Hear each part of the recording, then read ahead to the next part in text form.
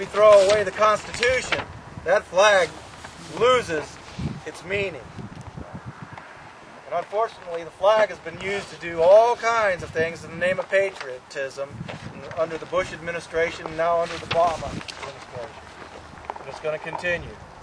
Oh, you're a good patriot, aren't you? Well, then turn in your guns. You're a good patriot, aren't you? Well, then join our community service. Well, it just happens to be mandatory, but that's okay. Just go to my website. Go to college for free. Go to college for free. Do community service. Spy on your neighbors more. Tell us who have the guns. It's Hitler Youth Corps is what it is. Hitler Youth Corps, and that's what's being formed in this country. Obama wants at least 1 million youths in this youth corps. And guess what they're going to be issued eventually? Yeah. Your mommy and daddy can't have firearms, but boy, you can have M16s. Schools are doing this already. Right. So, okay, guys, without further ado, this might take a little while, so let's, how do you think the best way to do it? Start with them down here and go this way and just pass them on down? Okay, well, let's just pass on down your notebooks. Couldn't you probably divide up Ashland from Richland, though, or something? Maybe? Yeah, we could do that. About the bug out bag, survival bag, like I say, if that happens, it's like, we got to get out real quick and in the dark. Right. And what about, like, if it gets that bad? Again.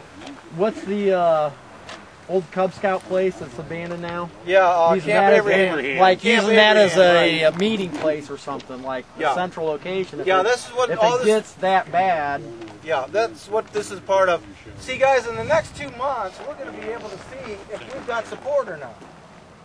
Okay, when you guys go out there and talk to your neighbors and knock on doors, we're going to find out who's who. We're going to find out who we have as help. And if we don't have that much help, then we're going to have to go along the lines like what you're saying.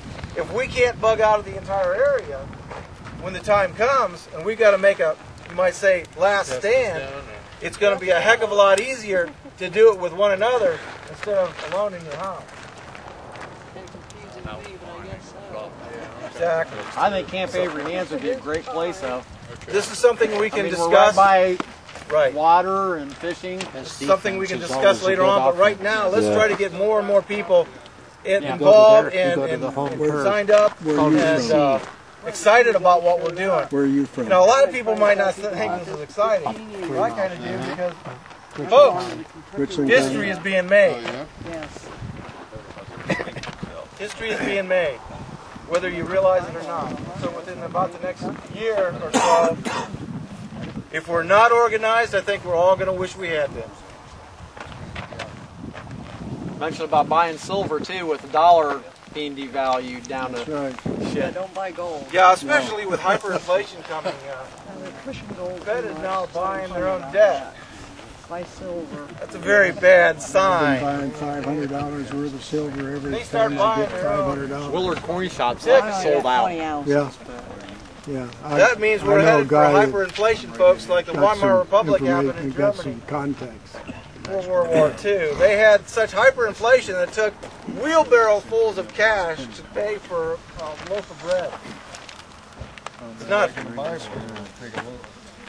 Can you hold on him? I'm going to see if he'll let me. You see in the screen? So that's what we're looking at. We're looking at hyperinflation coming, and what that does,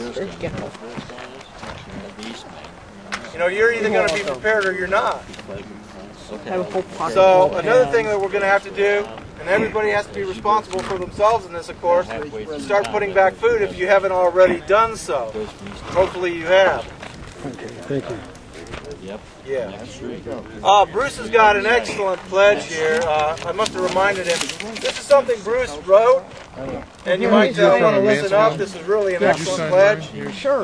Go ahead and speak out, Bruce, so everybody can hear. I've got a lot over there for free. You can sign them and hang them on your wall, make copies, pass them to your friends. First time I ever had anything taken off a blog, this was it. It was up on the blog for about an hour or two. Pledge of resistance to the New World Order. I pledge resistance to the cult that has become the New World Order, and to the demonic for which it stands, one culture, under bail, indefensible, with depravity and terror for all. To this I pledge resistance, so help me God. I sign my name. I struggle for God's world order, truth, justice, and peace. Excellent. So, thanks. Excellent. Thank you, Bruce. That's super. That's what it's coming down to.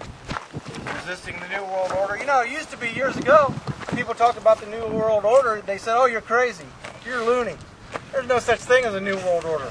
Now what are they talking on the cover of Time magazine, Newsweek, U.S. News and World Report? All the major newspapers are now talking about, we're entering a New World Order, and we need a New World Order to survive economically. Bringing all the currencies of the world together under one world currency. And then the chip. Now it's not, lame-brained tinfoil hat wearers. Now it's mainstream news. I live a couple miles down from Tom. Yeah, right here. And the chip. Yeah, the chip, let me give you a story. When I worked at Waukegan Juvenile Correctional Facility, I taught math and science there, and we had a science teacher. I won't tell you his name, but he was in the military. And he served in the Middle East, in Iraq. And when he was over there, when he was getting ready to be shipped out over there, they took about 2,000 of his cohorts. They injected them with microchips.